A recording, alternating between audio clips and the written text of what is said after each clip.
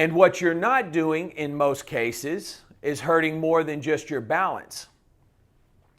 It's hurting your bones, all right?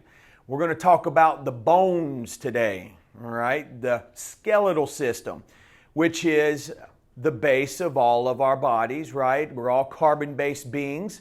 The skeletal, you have the muscular system, which is attached to the skeletal system, all right? And then we have the nervous system that controls all of this.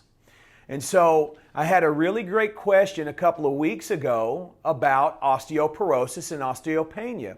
And this person was wanting to know if what we're doing in here is going to help her improve her DEXA scan score. And the answer to that is yes, because what we do in here is called load-bearing exercises. They are classified as load-bearing exercises. There's only 2 non-load-bearing exercises out there. Does anybody know what they are? We've talked about them quite a bit. Michelle, I know you know. One is swimming. Swimming, that's right. Yep, you got it. And the other one is bicycling, okay? Now look, that's not to say that those are bad exercises, all right? Please don't misunderstand me. I love the swimming. Keep doing it. I teach water exercise, guys, and cycling is great too. It gets you outside. You're able to cover a lot of ground, see some neat trails here in Southwest Florida. That's just how they're classified. When it comes to load-bearing exercise, what that is our body weight fighting against gravity. Us fighting against gravity, right? So me standing up, I'm fighting my body weight. I'm having to lift my body weight up and push and fight the effects of gravity, okay? So how do you improve your bone health? We're going to get kind of in the science here a little bit, all right? As people get older, the risk of osteoporosis rises, right? Especially for women over the age of 65 or postmenopausal women are at a higher risk than men. Men, you still can suffer from osteoporosis or penia.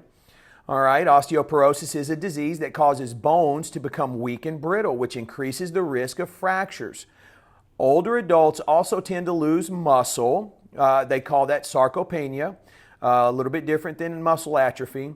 We need strong muscles to help us balance and reduce the risk of breaking bones. Exercises in adults of any age offers benefits to bones such as building strong bones, strengthening both muscles and bones, prevent bone loss, makes bones denser, replaces old bone with new bone, improves balance and coordination, helps prevent falls and fractures, and helps prevent osteoporosis. Remember when I told you I could have called this Osteoporosis University?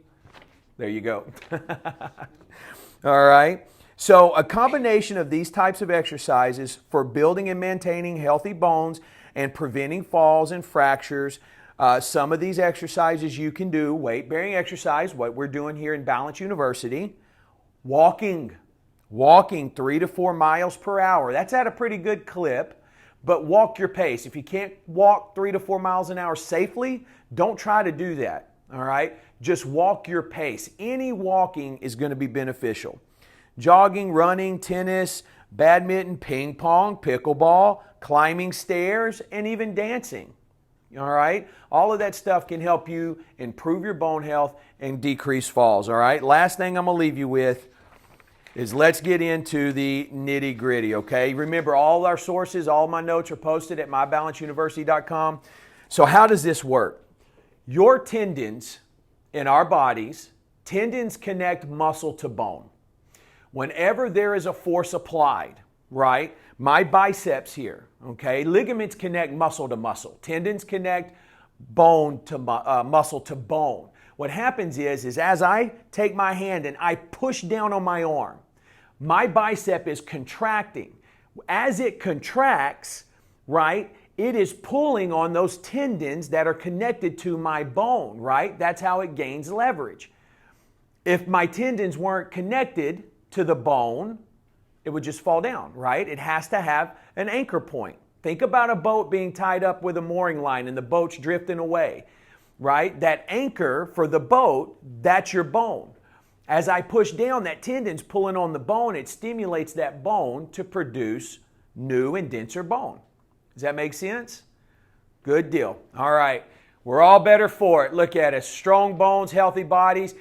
Get your vitamin D. All right, studies show that those of us that have a higher vitamin D levels, serum tissue levels, those with high levels of vitamin D fall less. Did you know that? We'll talk about that later, all right? Here we go. Let me have you guys, let's rock and roll, let's stand and let's get to work.